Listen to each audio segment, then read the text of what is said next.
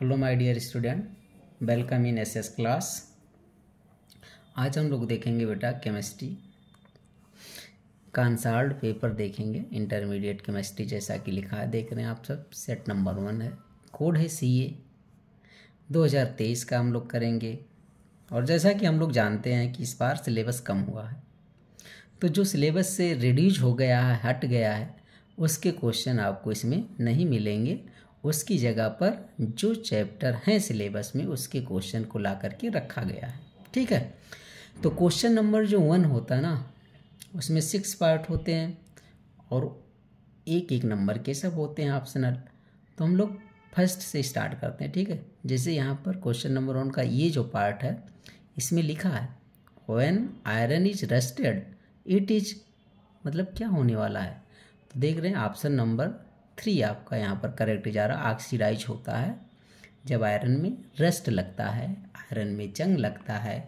वैसे यदि हम लोग यहाँ पर इसके एक्सप्लेनेशन को थोड़ा सा देख लें तो आप देख रहे होंगे ऑक्सीडाइज होता है और आयरन यहाँ आपके पास है एयर प्लस वाटर, इस दोनों के कांटेक्ट में तब आता है, तभी उस रस्ट बनता है। और रस्ट में हम लोग देखते हैं, रस्ट का ये जो फार्मूला है ना Fe2O3 × XH2O, मतलब आयरन ऑक्सीडाइज्ड हो रहा है। ठीक है, तो आयरन में जंग तभी लगेगा, रस्ट तभी लगेगा जब एयर और वाटर दोनों साथ में कांटेक्ट में आए। इसीलिए आप सब देखते होंगे कि गांव में जो ट्राली ट्रैक्टर होता है ना, उसको लोग छत के नीचे रखते हैं या टीन सेट के नीचे रखते हैं, जिससे उसमें जंग ना लगे।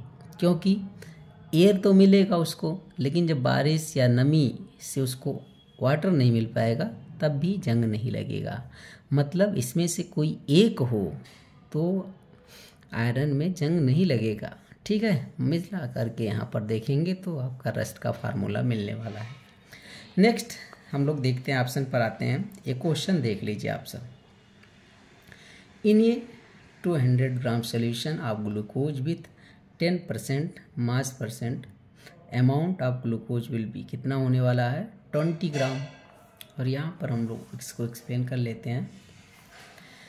आप जब जानते हैं ना वेट बाय वेट सोल्यूशन का मतलब, यहाँ 10% weight by weight solution means ये होता है 10 gram glucose present in 100 gram solution.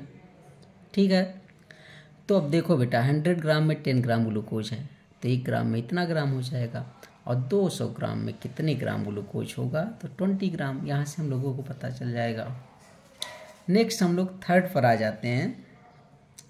यहाँ पर देखिए बेटा वेलोसिटी कांस्टेंट के फॉर रिएक्शन इतना दिया है। ठीक है, 2.3 × 10⁻⁵ litre mole inverse second inverse. Order of reaction पूछ रहा, मतलब ये दिया है ऑर्डर ऑफ रिएक्शन, तो इसकी यूनिट को देख करके इसके ऑर्डर को आप बताएंगे। ठीक है, क्योंकि जो वेलोसिटी कांस्टेंट की यूनिट है ना, वो ऑर्डर पर डिपेंड करती है। तो यहाँ पर आप देखेंगे तो हम लोग यहाँ पर सेकंड ऑर्डर मिलेगा, और यहाँ पर एक्सप्लेनेशन देख लें तो आप ये देखिएगा कि यूनिट ऑफ वेलोसिटी कांस्टेंट हम लोग कैसे निकालते हैं। फार्मूला है मोल के पावर 1 - n लीटर के power n-1 second inverse. n क्या है, ऑर्डर ऑफ रिएक्शन। के दिया है ये यूनिट, तो अब n की जगह पर एक बार 0 रखो, एक बार 1 रखो, एक बार 2 रखो। खुद जब हम 2 रखेंगे ना, तो जो आप के की यूनिट दिया है वो यूनिट मिल जाएगी। तो इसी से पता चल जाएगा कि ऑर्डर जो इसका है सेकंड है। ठीक, उसके बाद हम लोग देखते हैं अगला। ये जो आपके पास अगला क्वेश्चन होता है बेटा, ये the base not present in RNA। RNA में कौन सा नहीं होता है, बहुत सभी बच्चे जानते हैं, काफ़ी आसान क्वेश्चन, और ऐसा आ जाने पर वो कर लेंगे। ठीक है, थाइमिन नहीं होता है। तो यहाँ पर थोड़ा सा एक्सपेंड किया गया है। मान लो इस बार RNA में पूछा है तो अगली बार ये पूछ ले DNA में कौन सा नहीं होता है ना। तो the base not present in RNA is thymine. अच्छा, जो बेस है ना, ये नाइट्रोजनस बेस होता है, 2 तरह का होता है, एक प्यूरिन्स एक पिरिमिडिन्स। अच्छा, प्यूरिन भी 2 टाइप होते हैं, एडनिन को ए से रिप्रेजेंट, ग्वानिन को जी से रिप्रेजेंट करते हैं, थाइमिन को T, साइटोसिन यूरासिल। ठीक है, ये 5 बेस हम लोग देख रहे हैं। तो यहाँ पर देख लो बेटा, यहाँ से आपके 2 क्वेश्चन तैयार हो जाएंगे। Base present in DNA, adenine, guanine, thymine, cytosine. Base present in RNA, adenine, guanine, cytosine, uracil. बस यहाँ पर थाइमिन, यहाँ पर यूरासिल, इसमें एक्सचेंज है। ठीक है, तो यहाँ से आपका एक ऑप्शनल बनता है। नेक्स्ट क्वेश्चन में हम लोग देखते हैं, Cannizzaro reaction is accepted by benzaldehyde. Cannizzaro reaction वही देता है ऐसा एल्डिहाइड जिसमें अल्फा हाइड्रोजन ना हो। तो मैंने लिखा ना बेंजल्डिहाइड, इन एल्डिहाइड अल्फा हाइड्रोजन अब्सेंट। ऐसे एल्डिहाइड जिसमें अल्फा हाइड्रोजन नहीं होता है वो कैनिजारो रिएक्शन देगा। अब देखो, बेंजल्डिहाइड के 2 मॉलिक्यूल लिए जाते हैं बेटा, तो एक का ऑक्सीडेशन होता है, दूसरे का रिडक्शन। तो ये देखो, एल्डिहाइड रेड्यूस होकर के अल्कोहल में जा रहा है और ये ऑक्सीडाइज होकर के इसके साल्ट में बन रहा है। ठीक है, सोडियम बेंजोएट बन गया, तो कैनिजारो रिएक्शन ऑप्शन में भी आपके पास मिल गया और ये नेक्स्ट क्वेश्चन में भी मिल सकता है। मतलब ये इंपॉर्टेंट रिएक्शन है, तो आप इसको यहाँ से लर्न कर सकते हैं। अब लास्ट ऑप्शनल पर पहुँच रहे हैं हम लोग। कार्बिल-एमीन रिएक्शन गिव्स, कौन देगा कार्बिल-एमीन रिएक्शन?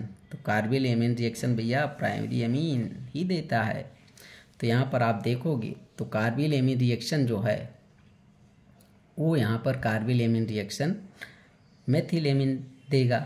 ठीक है, अब यहाँ पर लिखा एलिफैटिक और एरोमेटिक प्राइमरी एमीन लोगे, क्लोरोफॉर्म से रिएक्शन कराओगे तो आपके पास आइसोसाइनाइड बनेगा।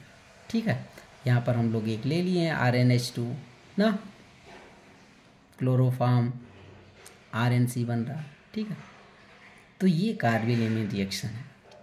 आज हम लोग बस क्वेश्चन नंबर 1 देखें जो आपके पास 6 नंबर के आते हैं, और यहाँ यदि आपका ऑप्शन सही है तो सही नंबर मिलेगा, यदि गलत है तो नहीं नंबर मिलेगा।